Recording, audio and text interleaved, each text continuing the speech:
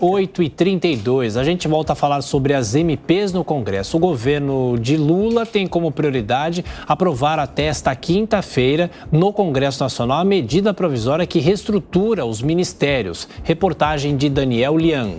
A base aliada deverá votar a favor da medida provisória que reestrutura a esplanada dos ministérios e prevê o esvaziamento das pastas do meio ambiente e dos povos indígenas. Após reunião na Câmara dos Deputados, a liderança do governo anunciou que vai orientar parlamentares aliados a votarem a favor do relatório.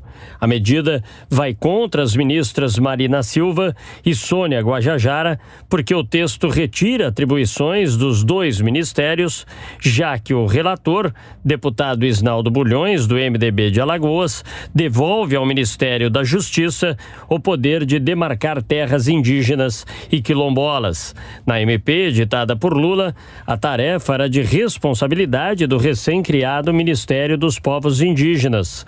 O texto do parlamentar também tira o cadastro ambiental rural do Ministério do Meio Ambiente, que passaria a fazer parte do Ministério da Gestão e da Inovação em serviços públicos. A política de recursos hídricos, incumbência da pasta ambiental, iria para o Ministério da Integração e do Desenvolvimento Regional.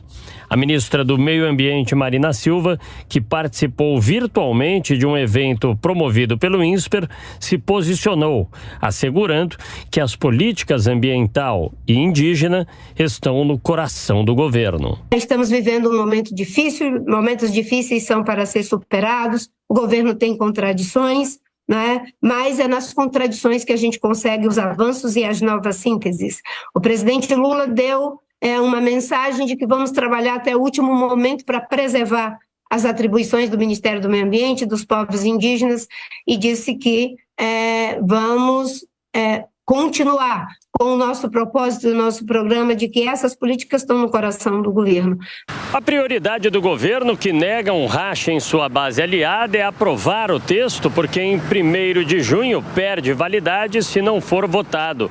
Por outro lado, o Planalto corre contra o tempo para tentar reverter a medida e estuda até judicializar as mudanças feitas pelos parlamentares. A ministra evitou ir a fundo na polêmica e tratou de outros assuntos. Marina Silva está otimista na apresentação do novo Plano Safra, que, segundo ela, conta com a integração de diversos ministérios. Estamos trabalhando para que o Plano Safra possa ser apresentado em meados de junho, todo ele com uma agricultura de baixo carbono, considerando ali o ministro Fávaro está trabalhando essa agenda juntamente com o Ministério do Meio Ambiente, Ministério, enfim, da Fazenda e o MDA.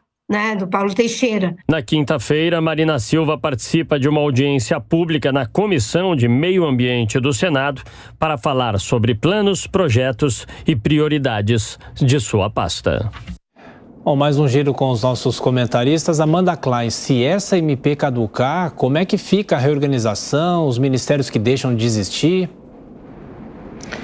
Tiago, muito ruim. Olha, a situação não está nada fácil para o governo. Eu tentando conversar com algumas pessoas hoje de manhã, estou vendo que muitas delas nem chegaram ao WhatsApp porque o clima ficou tenso ontem. Algumas com quem eu consegui conversar me relataram que houve uma reunião de líderes ontem por volta das 9h30 da noite, porque não se conseguia avançar na medida provisória que reestrutura os ministérios e havia um risco real de derrota, ou de votar contra a MP, ou então da oposição e até alguns partidos que fazem parte da base apresentarem destaques para desfigurar ainda mais essa configuração ministerial do governo Lula. Como que, por exemplo, essa medida provisória prevê extinção da FUNASA. Na prática, essa Fundação Nacional da Saúde já foi extinta. Ela era controlada por parlamentares do Centrão, ficava sob o comando do PSD. Havia destaques querendo recriar a FUNASA, o que imporia mais um ônus ao governo. E havia destaques em sentidos muito piores. Todos eles poderiam deveriam ser apresentados ontem para desfigurar essa medida provisória.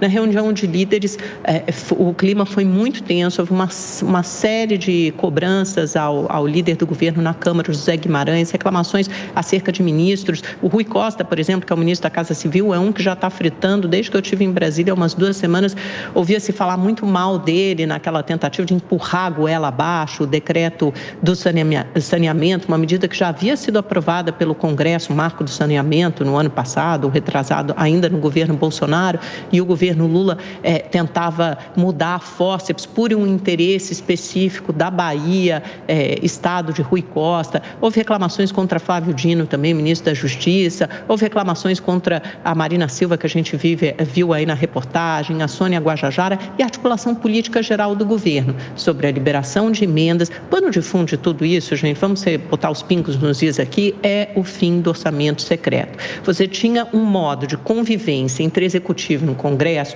que colocava todo o poder nas mãos de poucas pessoas. O presidente da Câmara, Arthur Lira, Rodrigo Pacheco do Senado e alguns líderes específicos. Isso significava que um grupo seleto de parlamentares levava muito dinheiro e, com isso, conseguia facilmente aprovar os projetos de interesse do executivo. Quando isso caiu por terra, porque o Supremo julgou inconstitucional no final do ano passado, essa verba prevista para esse ano de emendas de relator, o orçamento secreto de 20 bilhões de reais, teve que ser distribuída. Metade virou emenda individual, a outra metade virou RP2, emenda de ministério. Essas emendas ainda não foram liberadas. Você tem uma forma mais centralizada hoje para a liberação desses recursos e nas mãos do executivo. É uma briga de poder entre Congresso tentando retomar essa prerrogativa de distribuir recursos e Poder Executivo tentando não entregar todos os anéis para o Congresso Nacional.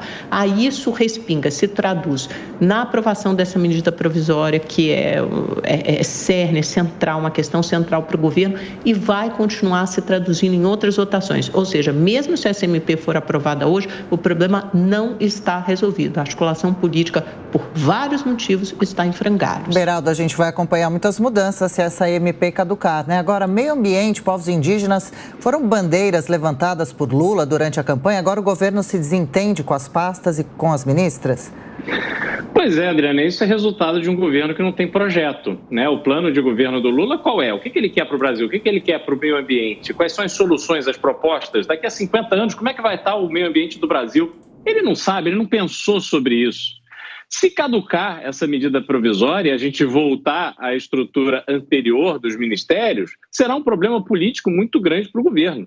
Mas do ponto de vista prático, para a administração pública, eu acho que vai até valorizar, vai melhorar, porque a gente vai parar de gastar tanto com estruturas ministeriais que não tem absolutamente nenhum propósito. Os orçamentos, pega o Ministério do Turismo, por exemplo, tem orçamento para absolutamente nada, está lá, não faz de conta danado, e ficam ministros brigando ali para ter algum dinheiro, o Congresso tentando ter dinheiro das emendas, e fica só uma discussão de cargo, emenda, orçamento, é só dinheiro, interesse político, interesse do Brasil mesmo de longo prazo, a gente não vê ser discutido. E esse está aí o resultado. O Brasil parado, assistindo a tudo isso, sem saber para onde vai. Giro